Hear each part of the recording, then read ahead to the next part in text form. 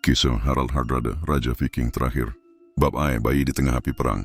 Pada tahun 1015, di lembah berhutan Ringerike, lahirlah seorang bayi laki-laki yang diberi nama Harald Sigurdsson. Ayahnya adalah Sigurdsir, seorang kepala suku yang saleh, sementara ibunya, Åsta Gudbrandsdatter, adalah wanita penuh ambisi yang kelak menanamkan semangat besar kepada anak-anaknya.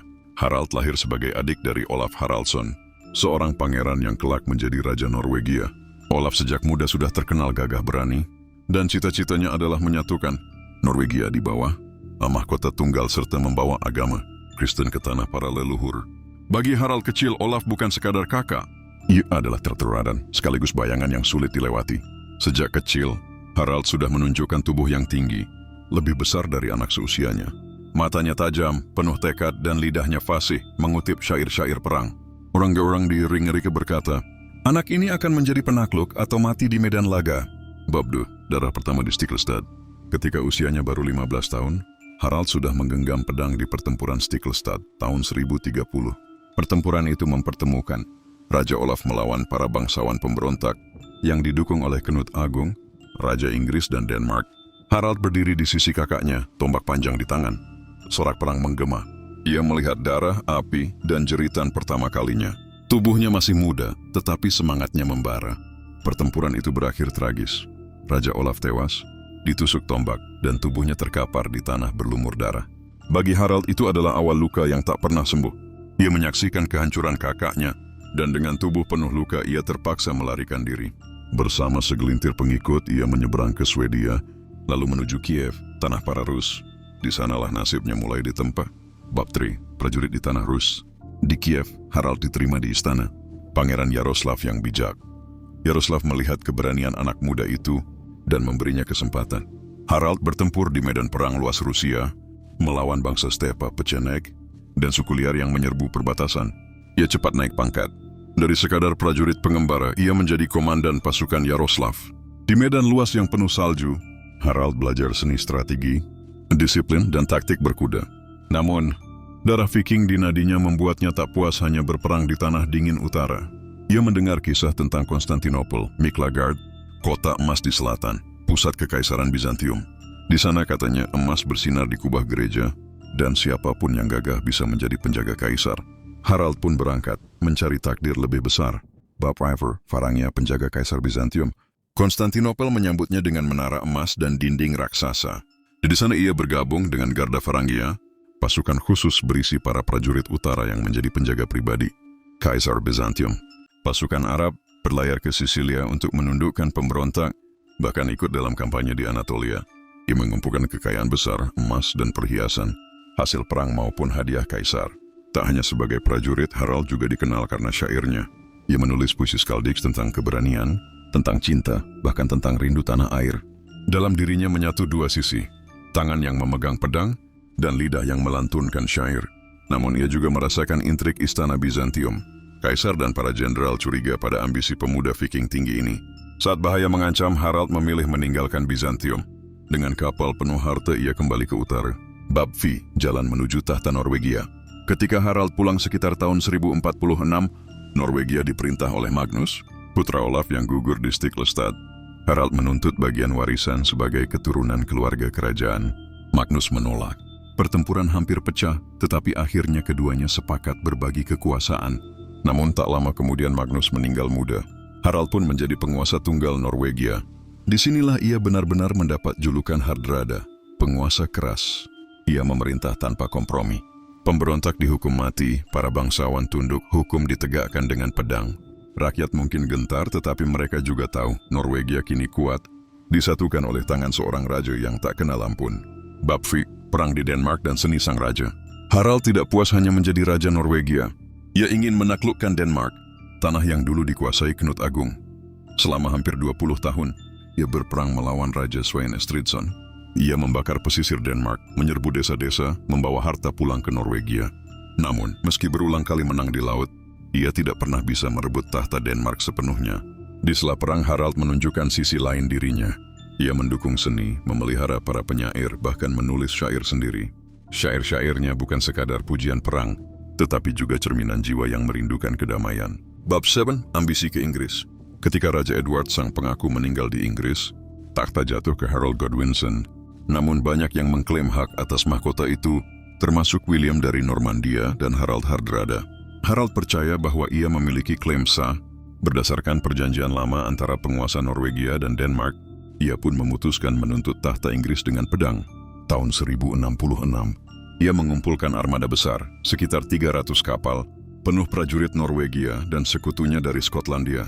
Ia berlayar bersama Earl Tostig, saudara Harold Godwinson yang terbuang, bab Bimon, kemenangan dan kehancuran. Harold mendarat di Yorkshire, mengalahkan pasukan Inggris di Fulford, lalu menaklukkan kota York. Kemenangan terasa begitu dekat. Prajuritnya merayakan dengan sorak-sorai. Namun hanya beberapa hari kemudian Harold Godwinson bergerak cepat. Pasukannya tiba-tiba menyerang di Stamford Bridge. Pertempuran itu mengerikan. Prajurit Norwegia yang tidak siap mengenakan zirah berat. Tetapi Harald, tinggi menjulang, memimpin di garis depan, tombaknya panjang. Tubuhnya gagah bagai dewa perang.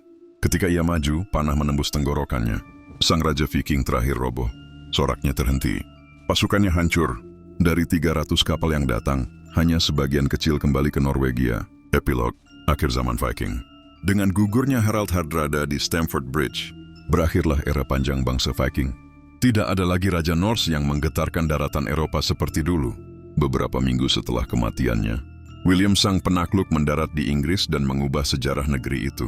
Tetapi Harald dikenang selamanya. Prajurit, penyair, pengembara, dan raja keras kepala yang menjalani hidupnya sepenuhnya dalam api perang. Itu adalah kilatan terakhir pedang Viking, sebelum cahaya itu padam untuk selamanya. Warisan dan pencapaian Harald Hardrada, ringkas. Bertempur di Stiklestad di usia 15 tahun. Selamat dari kekalahan dan lari ke Rus. Menjadi komandan pasukan Pangeran Yaroslav di Kiev. Bergabung dengan Garda Varangia di Bizantium. Berperang di Suriah, Sisilia, dan Anatolia. Mengumpulkan kekayaan besar dan menulis syair-syair skaldic. Naik takhta Norwegia tahun 1046, memerintah dengan tangan besi. Berperang selama 2 dekade melawan Denmark meski tak berhasil menaklukkannya. Mendukung seni, hukum, dan memperkuat kerajaan Norwegia. Menuntut tahta Inggris tahun 1066, menang di Fulford, tetapi gugur di Stamford Bridge. Palam apa yang Harald Hardrada lakukan semasa hidupnya? 1. Masa kecil di Ringerike, lahir tahun 1015. Anak dari Sigurdsir dan Åsta Gudbrandsdatter. Adik dari Olaf Haraldsson, kelak Santo Olaf, Raja Norwegia. Dari kecil tumbuh dengan tubuh besar, tinggi, dan kuat. 2. Ikut pertempuran Stiklestad tahun 1030. Saat berusia 15 tahun, ia ikut kakaknya Raja Olaf melawan pemberontakan bangsawan Norwegia. Olaf gugur di sana, Harald terluka parah namun berhasil melarikan diri. Dari peristiwa itu, ia menjadi pengembara dan prajurit bayaran. 3. Mengabdi di tanah Rus Kiev. Diterima di istana Pangeran Yaroslav yang bijak. Jadi komandan muda, memimpin pasukan melawan bangsa stepa seperti Pecenek. Belajar strategi perang, memperkuat keterampilan militernya. 4. Menjadi prajurit Varangia di Bizantium. Pergi ke Konstantinopel bergabung dengan Garda Varangia, pasukan elit penjaga kaisar. Bertempur di banyak medan, Suriah, Sisilia, Anatolia, bahkan Afrika Utara. Mengumpulkan emas, perhiasan, dan harta dari perang, serta hadiah kaisar. Naik pangkat memimpin prajurit Viking lain dalam pasukan Bizantium. Mengasah bakat sebagai penyair, menulis syair-syair skaldic. 5. Kembali ke utara dengan harta dan ambisi. Setelah dicurigai karena pengaruhnya di Bizantium, ia meninggalkan Konstantinopel. Pulang dengan kapal penuh harta lalu menuju Norwegia untuk menuntut takhta. 6. Mendapatkan takhta Norwegia tahun 1046. Bersekutu dan kemudian bersaing dengan Raja Magnus, putra Olaf. Setelah Magnus wafat, Harald menjadi Raja Tunggal Norwegia. Memerintah keras, menindak pemberontak tanpa ampun. 7. Perang panjang dengan Denmark. Selama hampir 20 tahun berusaha menaklukkan Denmark, bersaing dengan Raja Svein Estridsson, memimpin penyerangan laut, membakar desa pesisir, membawa harta kembali ke Norwegia. Meski kuat di laut, ia gagal merebut tahta Denmark. 8. Penguasa keras di dalam negeri, menyatukan Norwegia dengan hukum tegas, menindak para bangsawan yang melawan kekuasaannya, mendukung seni dan budaya, menulis syair sendiri, serta melindungi para penyair. 9. Menuntut takhta Inggris tahun 1066, mengklaim bahwa ia berhak atas tahta Inggris berdasarkan perjanjian lama. Bersekutu dengan Earl Tostig, saudara Raja Harold Godwinson, membawa armada sekitar 300 kapal penuh prajurit. 10. Menyerbu Inggris. Menang di pertempuran Fulford melawan pasukan lokal Inggris. Menaklukkan kota York, hampir merasa sukses. 11. Gugur di pertempuran Stamford Bridge, September 1066. Diserang mendadak oleh Harold Godwinson, memimpin pertempuran dengan gagah berani, tanpa zirah berat, tombak panjang di tangan. Gugur terkena panah di leher.